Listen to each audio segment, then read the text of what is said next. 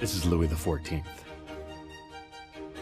also known as Louis the Great, Louis the Grand Monarch, and Louis the Sun King, famous for supposedly declaring, "L'État, c'est moi." But in 1685, even the self-declared direct representative of God on earth had questions he could not answer on his own. Questions about the ruling Qing dynasty in China. How big is it? How many people live in the capital? What can they teach us about music, culture, astronomy? So, in the spring of that year, Louis sent members of France's Order of Royal Mathematicians on a voyage that would span 3 continents and 3 oceans. Their task, gather information that would satisfy the king's curiosity.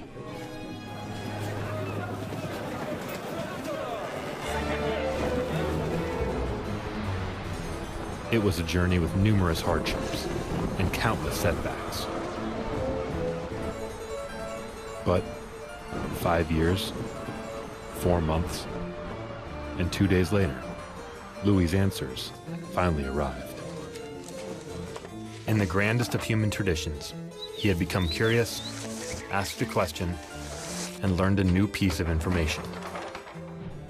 Just like billions of people who had come before him, and billions who have come since. People who had access to cave walls, clay tablets, oracles, scrolls, books, the printing press, libraries, semaphore towers, telegraphs, the radio, the television, the Betamax tape, and the short-lived French national internet system called Minitel. Pour l'annuaire des services militaires. Which brings us to today. Fishermen looking up when tomorrow's tide comes in. Careful cooks wondering when anchovies expire. Travelers trying to figure out how to say chapstick in Turkish. Friends settling a bet about which team won the '92 NBA Eastern Conference Finals. Job seekers looking to make a move. And a 4th grader looking at facts about the Qing dynasty for a history paper that's due tomorrow. Billions of King Louis, asking trillions of questions in hundreds of languages, expecting someone to give them an answer in under 1 second. Now, who would sign up for a challenge like that?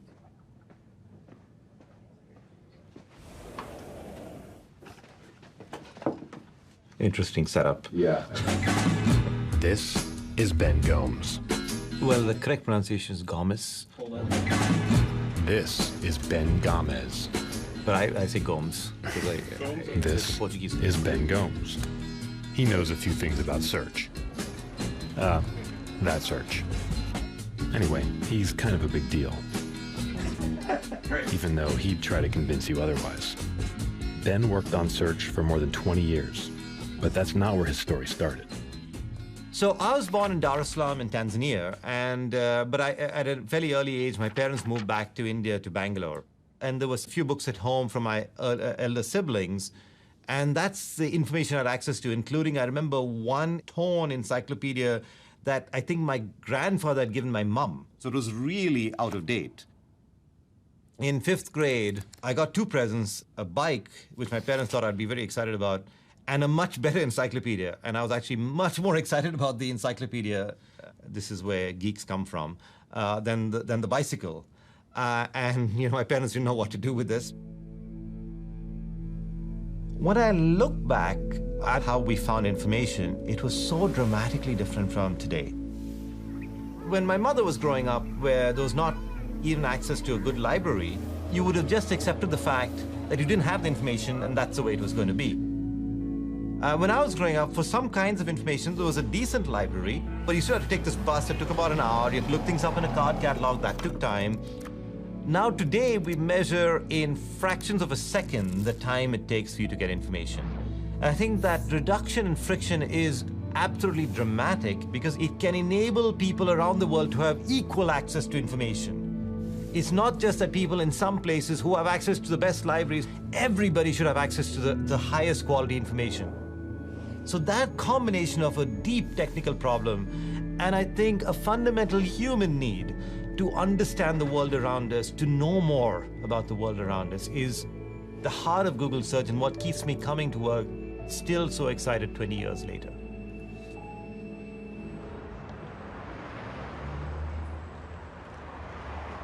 So in the early days, I wondered whether the company had the infrastructure to be a real company, because when I had come for my interview, actually, there was not even a sign indicating that this was Google, so I was not sure I'd come to the right place.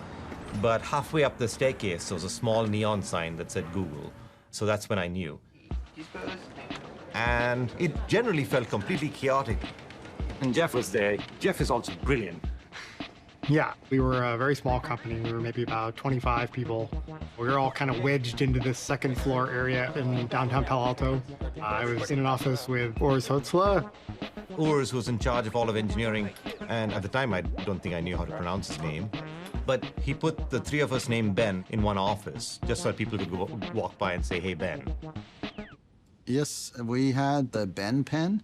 I think it was pure coincidence, actually. My first reaction to Google was, I have no idea what search is, so it's probably not for me. But then I was intrigued by the problem. It was clear that there was some real value there, because without sort of really good ranking, all that growth of the web would be wasted if nobody could actually find the things that were there. So one of the core aspects of search is how do we rank results and how do we find the most relevant information. So a lot of people work on that. You'll get really good stuff on this from Pandu, actually. Oh, yeah, Pandu. Yeah. Okay.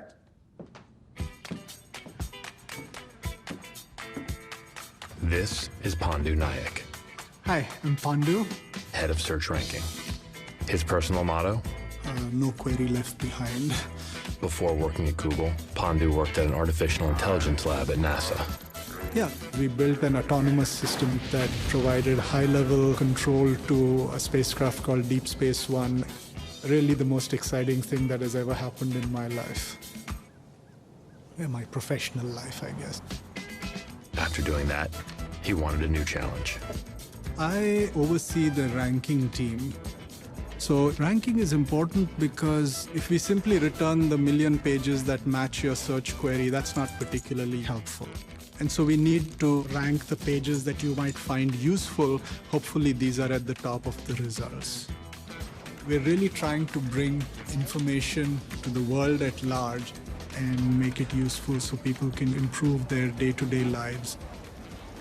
And I feel really lucky to have the opportunity to work on this mission. Let's go back a bit. Summer, 1999. Room 300 and something, in the Gates building at Stanford. And these two guys, Larry and Sergey, who are about to announce something so big, it merited matching polo shirts. Okay, so what is our mission? So how's Google different? Basically, we want to organize the world's information and make it universally accessible and useful. 20 years later, bigger stage, same deal. And today, our mission feels as relevant as ever. So what does this actually mean? Here are a few takes. I think if we weigh up the various parts of the mission, to me, the most important piece is organizing. There are hundreds of billions of web pages that are out there. Our job is to filter through that and to really give you what you are looking for at that moment in time. And then the next part is the world's information. So information means really anything. You know, it started out for Google with web pages, but it's so much more than that. Whether it's physical books that we need to scan or maps that we build of every place on Earth, that's information too, and it's not web pages. It's the kind of stuff that we organize today. And then I think that word universal is important because universal means for everyone. Whether someone that can't see, whether someone that can't hear, people that speak different languages, really making it accessible to as broad a set of people as possible. We might be goofy people who come to work in t-shirts and desperately need haircuts and things like that. And we may not look super serious, but we know how much people rely on this. Yes. And we take that mission really, really seriously. So, it sounds like the mission is pretty important to these folks. But here's another important question. So, how would you explain how search works? Right.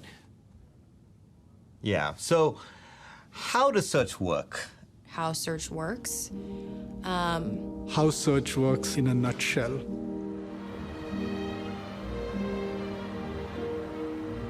This is server rack 3349B.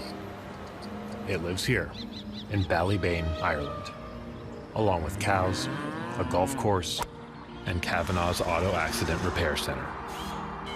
This is one of the places where search happens.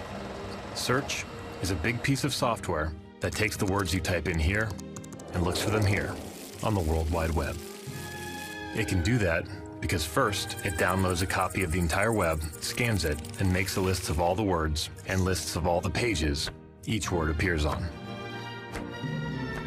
It's like the index of a book, except 10 trillion times longer. Lasagna appears on 59 million of those pages. When you search for lasagna, the software puts these pages in order, with what it hopes are the most useful at the top and less useful at the bottom. Most people searching for lasagna want a recipe for lasagna. Look at how delicious that looks. Some people want nutrition facts for lasagna.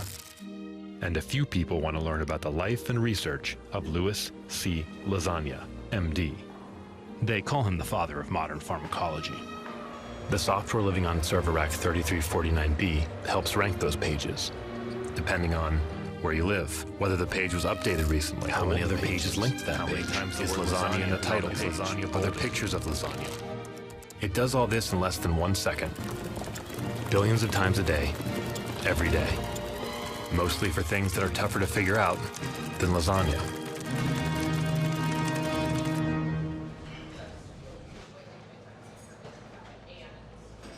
So behind the scenes of Google Search, there are many kinds of engineers and many different teams that come together to bring you the search experience you see.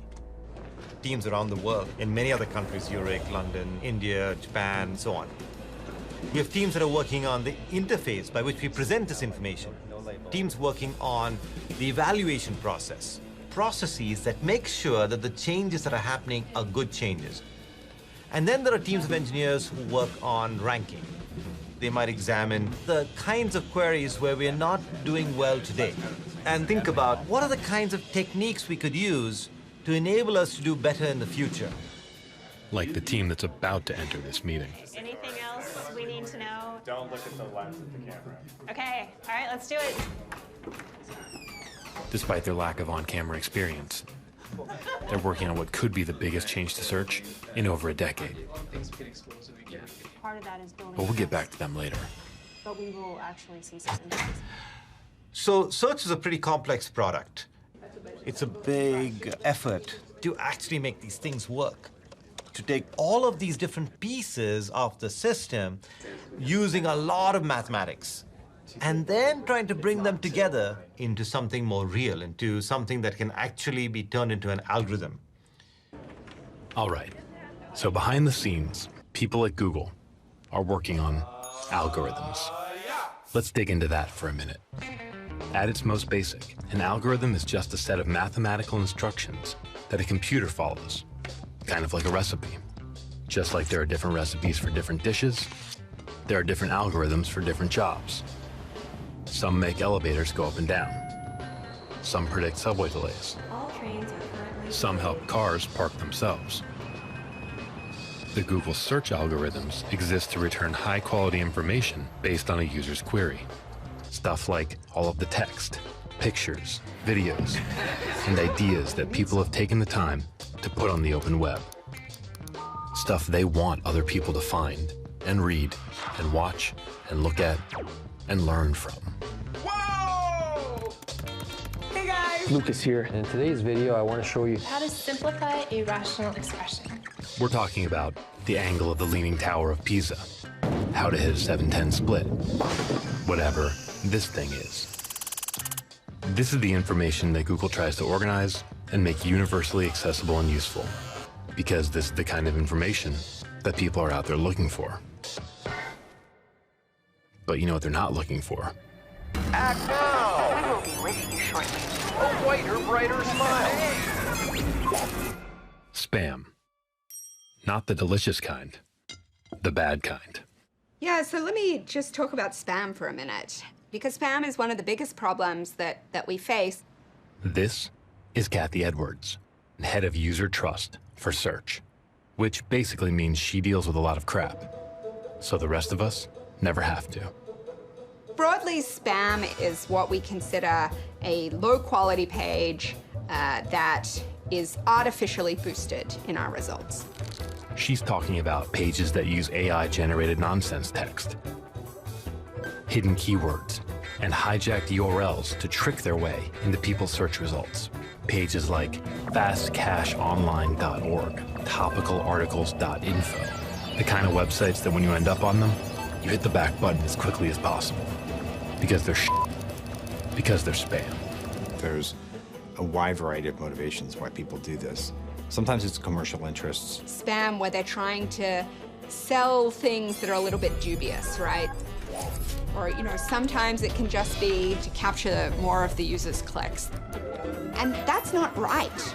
That site is not getting those links organically. It dilutes the value of that signal. It makes it even harder for us, and it makes it harder for users to find great information.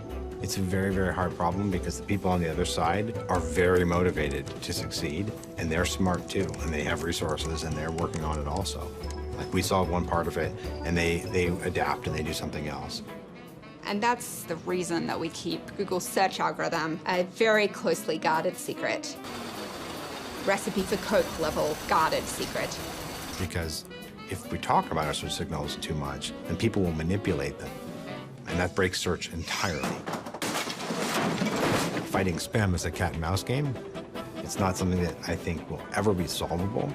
As an example, 40% of pages that we crawled in the last year in Europe were spam pages. This is a war that we're fighting, basically. So yeah, people at Google hate spam, which is one of the reasons they're always making changes to search, to keep spam out of your results and to keep high-quality information in.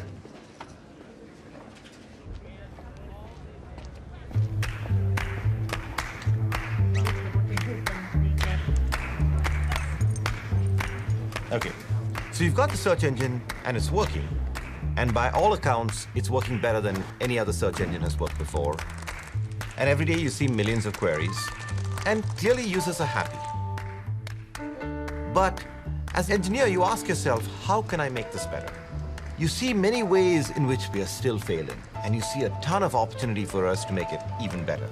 And over a period of time, the developments we've made in the search engine have had a dramatic impact on how well it actually works for users. No, I don't think we had that particular problem.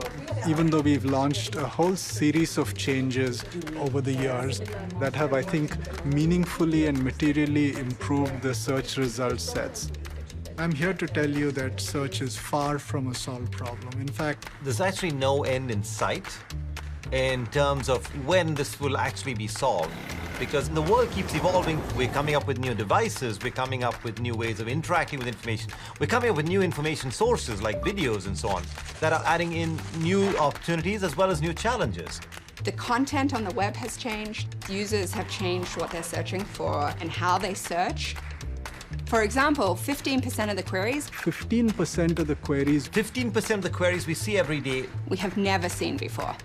That's just going to keep happening, and we're going to need to constantly evolve to keep up. It's a little bit like the Red Queen says to Alice in Alice in Wonderland, you need to run as fast as you can to stay where you are.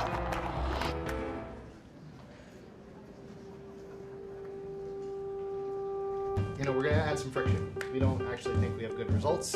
The idea is to add friction for the worst of the worst results to start with. We change the search algorithm on average 6 times per day. It's actually really frequent. However, to get to those 6 launches per day, roughly, a couple of thousand launches in a year, we're doing 200 to 300,000 experiments. So the vast majority of changes that we think about making, that we might try, actually fail.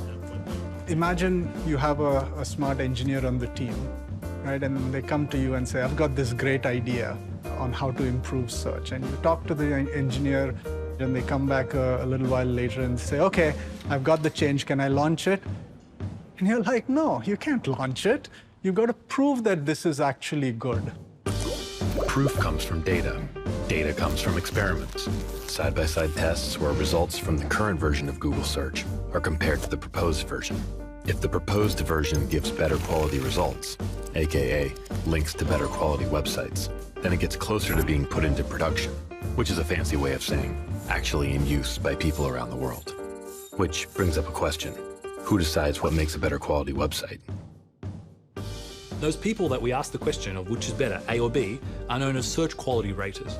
The people at Google aren't deciding what's a good result from a bad result. The people at Google aren't determining what results to show for any given query, but rather the raters are basically teaching our computers what's good and what's bad. Is this a high quality result? Is this a low quality result? And they are trained on what are called our rater guidelines. The Search Quality Evaluator Guidelines are a 168-page document establishing what makes a good search result good. We're talking about websites exhibiting expertise, authoritativeness, and trustworthiness. These words are given clear, detailed definitions so that thousands of independent evaluators keeping an eye on search know what they're looking for. Want your website to show up higher in search? Read the guidelines. Seriously, they're publicly available, and the more people that read them, the better the web could be for everybody. All right, let's get back to Ben. Making changes to search is a bit of a balancing act. There are many different things you're trying to balance together. Quality, freshness, relevance, but we also have to balance the performance. Some ideas may be really good, but they may result in search that takes a lot longer. So we have to be careful that we are not making search slower in the process of giving you slightly better results. In some ways, the key innovation of BERT. Yeah. And what about latency? Does this introduce new latency, or? The distilled model is pretty quick, you said, right? Yeah, I think this 10 milliseconds or so. Seems like a reasonable trade-off for this level of win. Yeah, right. From when we first started, really, we were focused on how can we make search run very fast so we respond more quickly with better results to more people every day, every week. I did a search a couple days ago. Complicated thing, 0.03 of a second. I mean, it seems inconceivable you can do all that quickly. I guess that's... We are about finding the world's information and bringing it to your fingertips the second you ask it. In fact, less than 0.5 seconds. Seems incredibly difficult, and yet that's an area that works reliably 24 hours a day, 365 days a year, around the world. But how are you going to look up an index that goes to the moon and back several times in a fraction of a second? I don't know, Ben. Maybe we should ask the expert. This guy you saw earlier, this is Urs Hölzle. He manages the technical infrastructure at Google. This is Urs Hölzle in 1999, when he also managed the technical infrastructure at Google. My first business card actually said search engine mechanic because my job was fixing things that were broken. And the problem was hard because really everything was broken, and it was just about fixing the thing that's most broken. To people, sometimes the internet seems kind of like it's nowhere. You know, I'm using my phone, and then here's wireless, and I don't really see anything. But when it comes to the search engine, when it comes to the data center, these are really physical, big machines, so to speak. A data center actually is conceptually very simple. It's a building with lots and lots of servers. And that's really it. So in Dublin, we have one of the data center campuses. It's actually one of the smaller ones. I think it's the smallest data center we have. We're considered the baby data center of the fleet. We're quite small. Quite the snowflake. Actually, this is quite big. For any other company, this is bewildering. This is not a thing. This is Philip, Kevin, James, Daniel, Petra, and the crew we hired to film them. And this is where they and all their coworkers work. The Google Data Center in Dublin, Ireland. The scale of what we do here can be kind of crazy. Millions of searches a day goes through those machines. That's why they're very loud and they produce loads of heat. That means they're constantly working, constantly answering your queries. And so how do we really store the web, so to speak? The way to think about it is we take the internet, download it, index it, and chop it into small pieces. And then each server has a small piece. All of these servers for that data center work together to each search their little part of the internet. And It literally takes millions of servers and hard drives to be able to support the world's websites. So each of these data centers has a complete copy of the web. So if you're in France or if you're in South Africa, you're not sending a query that goes through the wires and underwater cables and comes to Mountain View, ask that question, then we send it back. That's just not possible. That's never going to work as a solution that's fast. How it actually works is if you go into Google and you type in a search,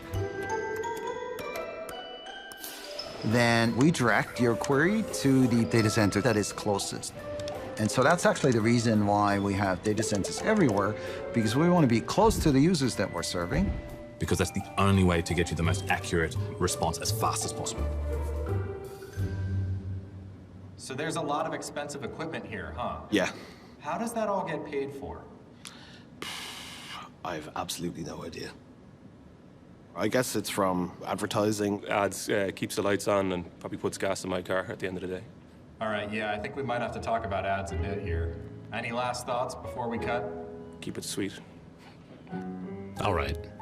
Ads. Why are there ads? 2 reasons. 1, ads keep search universally accessible. No paywalls, no subscriptions, no, you've used your last credit, want to buy a 50-pack? Just search that's free for everyone. And 2, ads help people who want to buy a thing find people who sell that thing. Like Bart here. Hi. And his employees at Car Hardware in Pittsfield, Massachusetts. Yep, we sell 38,000 items. Like weed whackers, tack hammers, wrenches, and M10 metric castle nuts.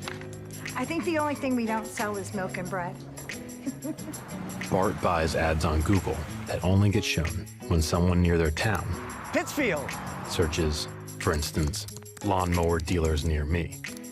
And Google only gets paid if the person doing the search, maybe your neighbor or your brother-in-law, clicks on Bart's ad, which is always labeled ad. It helps people find mowers to buy, and it helps Bart and his store get business. Have a nice day. And it helps pay for all the stuff that keeps search and maps and docs working and free. That's why there are ads.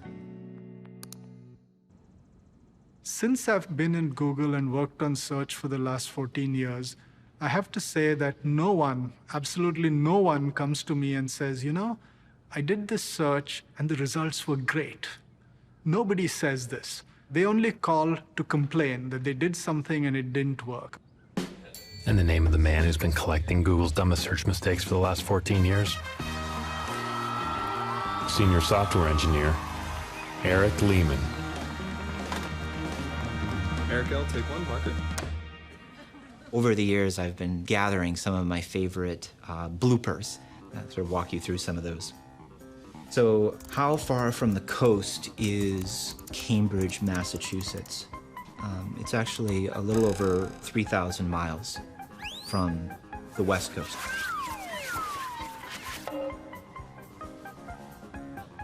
How many calories in 330 tons of butter? So this caused an overflow error, and we said about minus 2 billion. What color is green? That's a tough one. Blue? Sure. For the search meat nutrition facts, we brought up all kinds of detailed information. I think it's quite good. The query is a little ambiguous because it doesn't say what kind of meat. And so the system chose roasted muskrat. Yeah. Avogadro's number is a sort of important constant in chemistry. It's also apparently the name of a restaurant. And so we've given a lot of chemistry students their phone number. Is that what you're shooting for, or? Okay. Since you started watching, people have done over 100 million searches. Enough results to fill 27 libraries. But none as cool as this one. This is the Weston Library on Oxford's campus. 2 buildings down, you'll find the office of Dr. John Paul Gabriel, a professor of early modern history. He specializes in the history of information and archives. Suffice to say, he's an expert on this stuff. It used to be, before, say, the 16th or 17th century, that if you were reading a manuscript copied by someone, perhaps someone you knew, perhaps someone who you didn't know, but they were recommended to you by someone else, you could have a certain trust that the text you were reading was stable, was authoritative, was right. Now, printing changes all of this. Sure, printed word can flow everywhere, but that worried lots of people because, for example, if we don't know who printed it, well, then what should we think about this information? If there's an error in the printed word, then everyone will get it wrong. So we look now actually at the print revolution, which we used to think about almost in a celebratory way. And we think now that actually the anxieties that people had about print in many ways parallel the anxieties that people have today about fake news, about origins of information.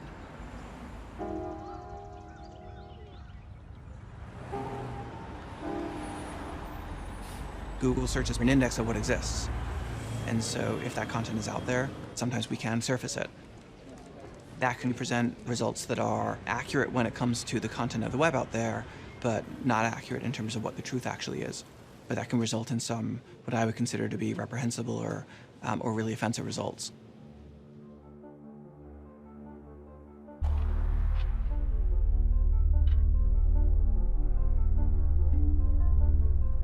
A few years ago, people were pointing out that for some queries, like did the Holocaust happen, we were giving people results that had the words and were on the topic but were from low quality sites. And we viewed this as a pretty profound failure.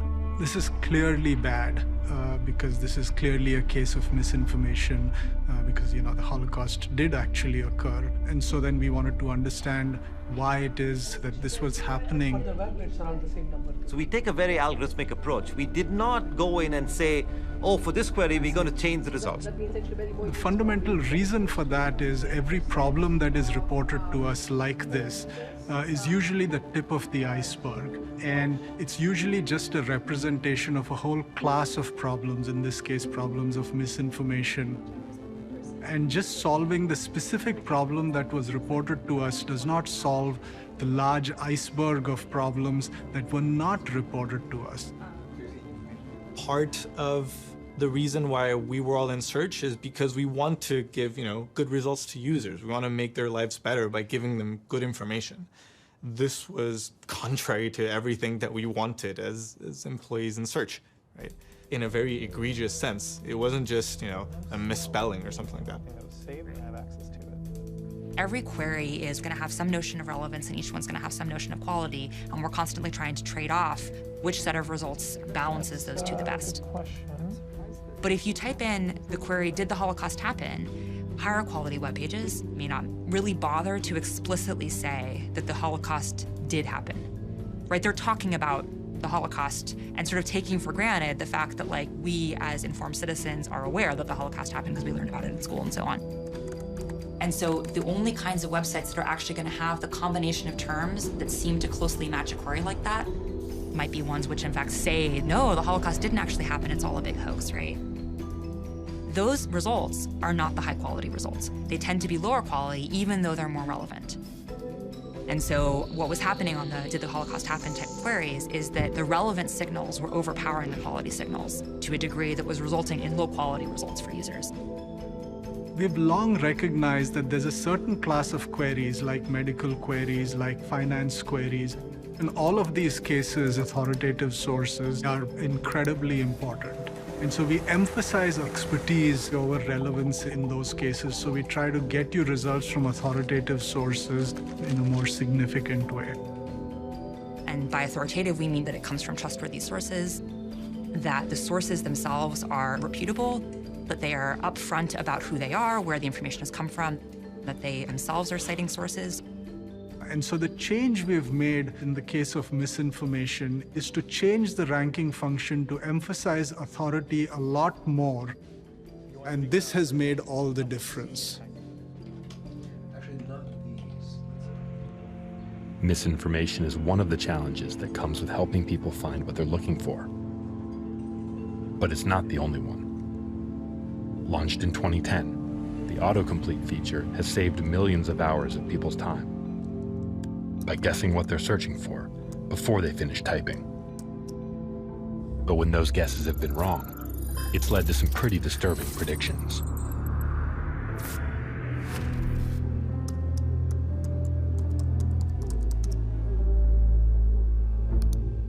A few years back, we started hearing from people that sometimes folks were typing things into autocomplete and they would be sort of shocked by some of the predictions that they were getting.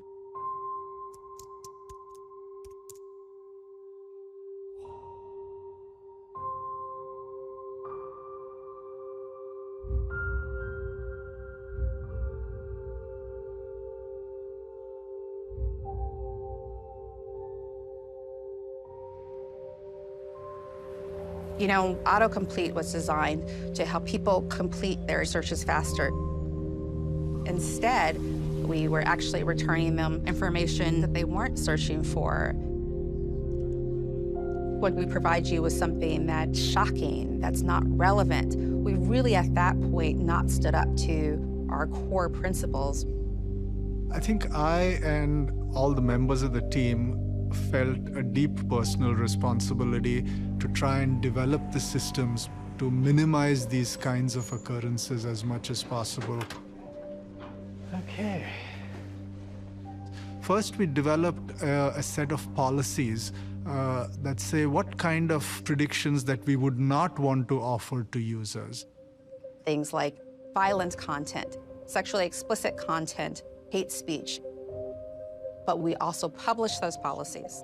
That way people can see where we stand, and then that gives us some accountability. With these autocomplete algorithms, we try not to surface predictions that violate the policies. Now, these algorithms are very good at what they do, but they're not perfect. And every so often, we'll get some predictions that, in fact, violate them.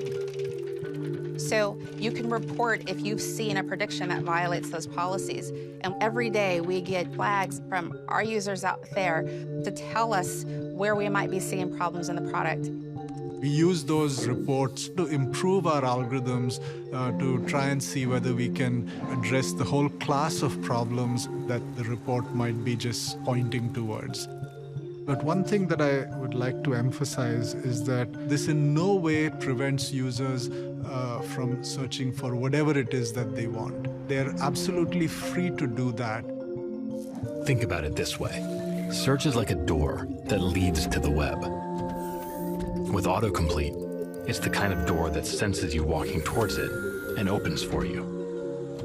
But if you're typing a query that violates its policies, the automatic part stops.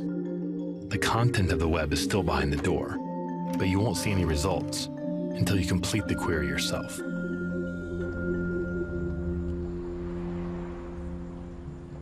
Search isn't perfect. We do make mistakes, and we make more mistakes than we would like to make, but we need to learn from them, we need to get better, and we need to continue to improve to avoid those cases in the future.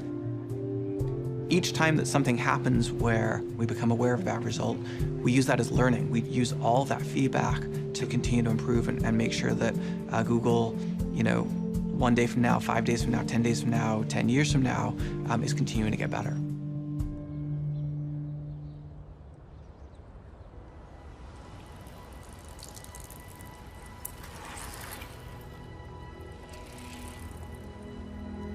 Many people tend to think that search is really easy. You type in a few words, you get a few documents, and the process feels very easy. And in many ways, that's what we want to achieve. We want search to be very easy for people. But behind that is an extremely hard technical problem of actually understanding what people mean when they type in a query. Not just matching words, but actually understanding language much better over time so that we can match the thing you asked to the concept that you were really looking for in the documents, and we can bring these two things together. It's an absolutely fascinating problem to work on because it lies at the frontiers of what computers and computer science can do, and our understanding of basic aspects of how we wish to interact with computers as human beings. As long as there have been machines, humans have tried to get those machines to do more. Of course, for most of history, machines couldn't speak human. So humans had to come up with new ways to tell machines what to do. Joseph Jacquard used cards with holes punched in them to tell his loom, put the thread here and here and here. It made weaving complex patterns easier.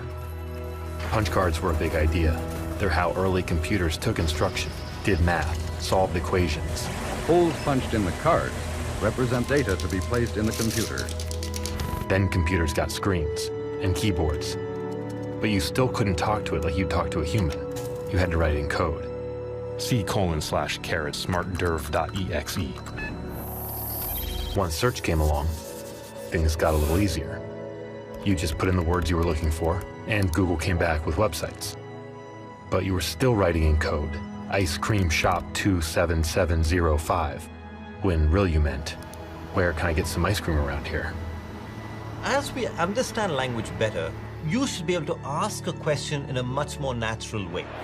What time is tonight's match on? Who do I call for a tow truck around here? Does anyone make a nail polish that's safe for dogs?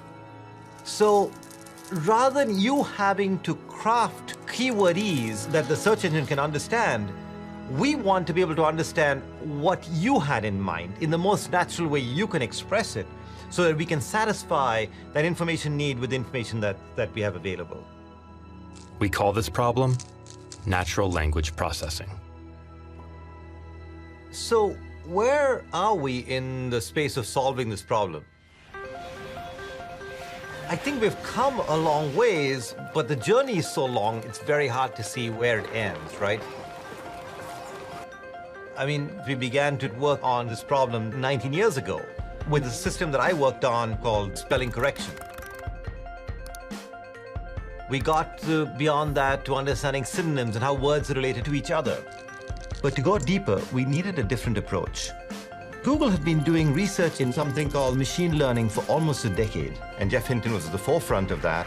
Please welcome Geoffrey Hinton, the engineering fellow at Google. When Geoffrey Hinton began work in the 1970s, people said artificial intelligence was the stuff of science fiction. Today, he's revolutionizing how we live. Geoff Hinton combined forces with Jeff Dean at some point, and we began to see these huge breakthroughs in machine learning. If you look at the last, say, 8 or 10 years, machine learning has gone from a small part of overall computer science research to something that is now affecting many, many fields of endeavor. And we realized this could pay off in a big way in helping us do search better. What kind of impact do you hope deep learning has on our future? I hope that it allows Google to read documents and understand what they say, and so return much better search results to you. A few years later, a new development in natural language processing was announced. They called it bidirectional encoder representations from transformers.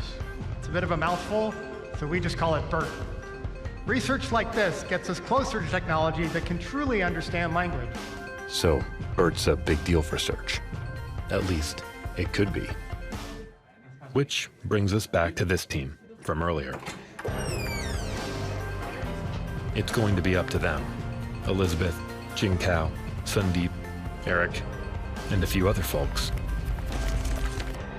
to figure out how to get BERT working in search. They named their project DeepRank, after the deep learning methods used by BERT and the ranking aspect of search. And also because it sounds cool. It's cool. So I think we're finally getting going here. One of the things that we can do today is talk through some of the new evals. When I first joined the project, I got really, really excited, thinking this system is doing something pretty special that most of our other systems in search probably can't do. We are still at the very early stage of building a search system which truly understands human beings. But this project is very unique in the sense that this is the first time for search we have a signal which understands the relationship between different terms.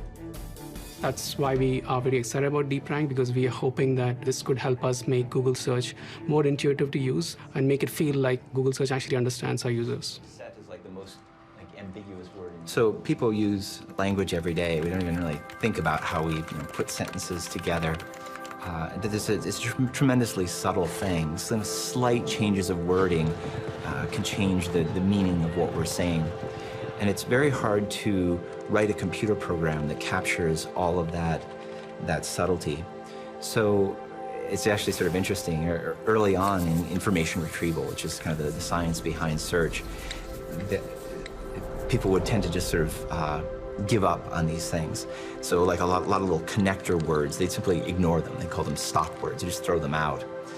I think we learned over time that those words often have sort of an important role in communicating what we're trying to say, communicating an idea.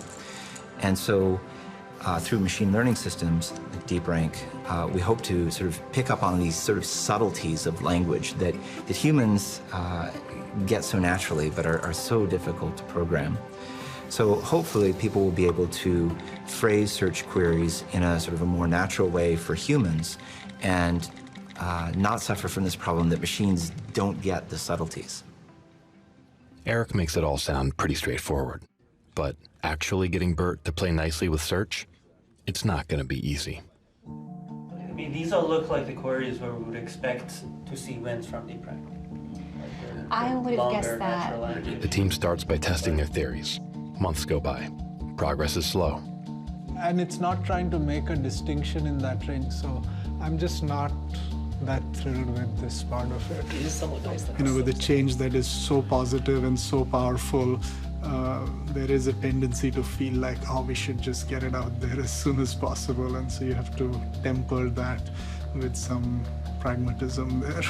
If this is where your IS win is coming from, that's not super thrilling, let's put it that way. For each result that gets better, others are getting worse. Single-term queries are also way more negative. When we don't know what we're doing great. Each failure requires a new test. Each test requires rewriting big chunks of code.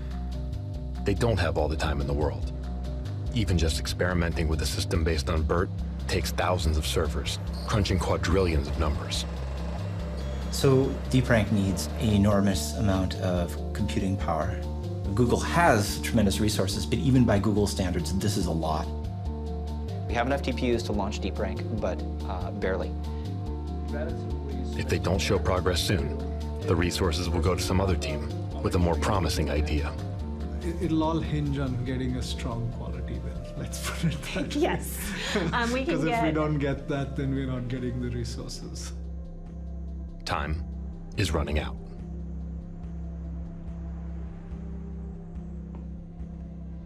I would say in general, on many of the examples I see when we have optionalization on both sides, this is actually someplace where DeepRank typically does better, but once we mix in the localness. So we have these high-level measurements that we do to say whether something is good or not. Because if something's not good for people searching on Google, we are not gonna launch it, period. I mean, no matter how great the technology is. So this was the week where we saw some really nice experimental results. And that was so reassuring. I would like us to go through some wins. So one of my favorites is what temperature should you preheat your oven to when cooking fish? Okay. I was kind of fascinated with this one. It is a tough query. Holy cow. That's really, really nice. Here's what they're so excited about. Without DeepRank, the Google search algorithms were surfacing some good information about cooking fish, but they were also getting confused, showcasing a recipe for baking cookies. When DeepRank was tested on this query, it understood that the result was about cookies, reducing the prominence of the incorrect recipe, and instead, elevating useful, relevant information about cooking fish. These are the kinds of wins the team will need to see more of if they want their project to launch and start improving search results for billions of people around the world. However, before we can launch, we need to get launch approval. It's a formal process where any change to search gets a lot of scrutiny. Yeah, so I'm feeling a little pressure to I don't know. Yeah, launch committee. So launch committee is essentially the final review before you actually choose to launch a project. I mean, I feel like that we've seen that. So when you go to launch committee, you're essentially saying, hey, we have a project that we've built. We have all this data that we think shows that it's a good thing. And now we're getting approval to actually put it into production. There's always a little bit of anxiety because, you know, the outcomes of these meetings are really important to people. People put a lot of work into them, and had to have a change rejected is pretty dispiriting.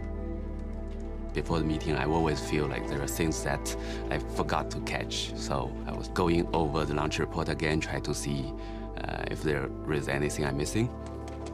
There are lots of stress, but also the hope, right? Like, okay, no matter what, we will have some reasonable feedback from the launch discussion. It may be over, or it may be like approved, and then we can launch it. Regardless, it's a big milestone. Jing Cao has every right to be nervous. Around here, launch committee is known for killing experiments. Because despite their best intention, despite the months of work that went into them, most experiments never make it out of the building. If you talk to the average engineer, they will have their share of war stories of moments that have been incredibly frustrating for them. But the flip side of that is, you know, there's not many products that are more impactful than Google Search. So when you can ship something that's really great, it's really an amazing feeling.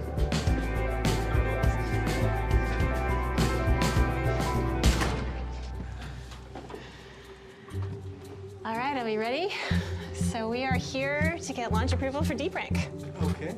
Launch committee is the meeting where we all get together, look at the metrics, and argue with each other. No, that's not what this is saying. This is saying when site diversity increases, Generally speaking, the engineers don't present their own work. So take a look at the live experiment metrics. They're there, often for context to answer questions, but your work is presented by an analyst because we want the analyst to be an impartial third party, because it can be a little tough.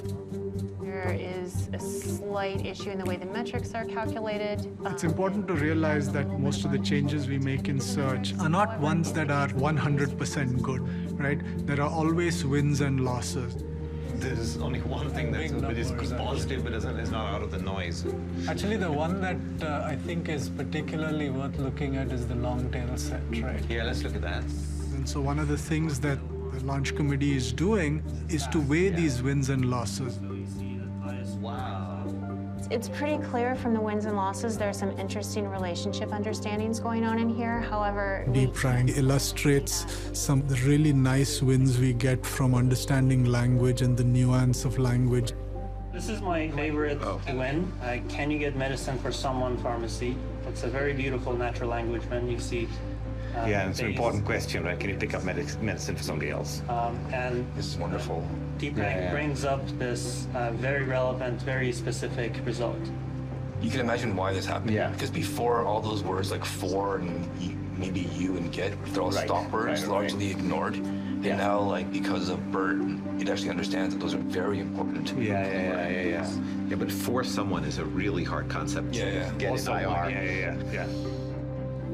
We saw some wins that were really, really beautiful in various ways. So point two is, I think, one of the biggest changes we've seen in a long time, because you're getting towards more semantics and all over here when you're that's all you have. You don't have other signals, right? Yeah. And so this is where it can excel. Yeah. All right. This seems like great. a great launch. Really excited about this. Yes. When it's all done, the coordinator of the launch meeting just changes a field in a spreadsheet. Changes it from blank to yes. It's a very momentous occasion. Approved. We'll mark this as search leads flagged, I'm guessing. This was a very positive launch meeting. The decision is to launch DeepRank. I thought I wasn't feeling nervous, but when the moment came, it felt so good to get that approval.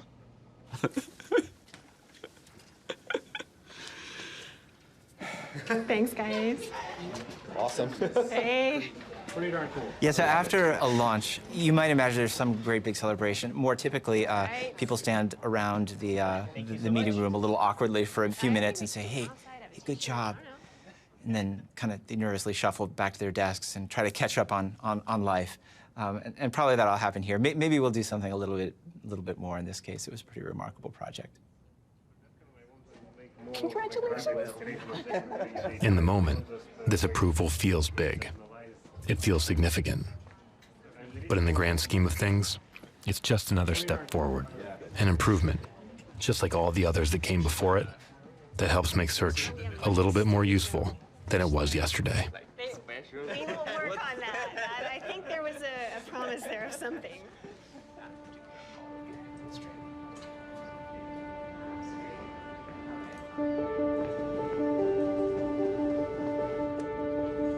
Solving the search problem is not easy, that's for sure. I mean, we've been at it for 20 years, and I think there's still a lot to be done. Humans have more access to information than at any other time in history. And I really feel like it's our job to make sure that they're connecting with the highest quality, the most authoritative, the most relevant information for them, and that they're really able to access the information that makes a difference in their lives. This is sort of a core value, and we feel deeply responsible to our users to make this happen. What is Google in 20 years?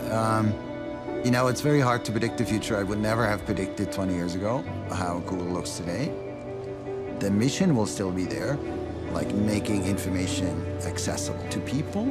And I think the thirst will still be there, that people really want to find the things that they're looking for. Information really releases things that are in people's potential. It enables them to make decisions that they couldn't make before. It enables them to know about things that they couldn't know about before, to know about things in the world, to know about the people around them. And I hope it also improves their understanding of the world around them as they do that. And I believe that our role in search is to actually help serve that curiosity in people, to help them find that information that they're looking for that takes them on the next step of that journey of curiosity. All kinds of people, on all kinds of journeys.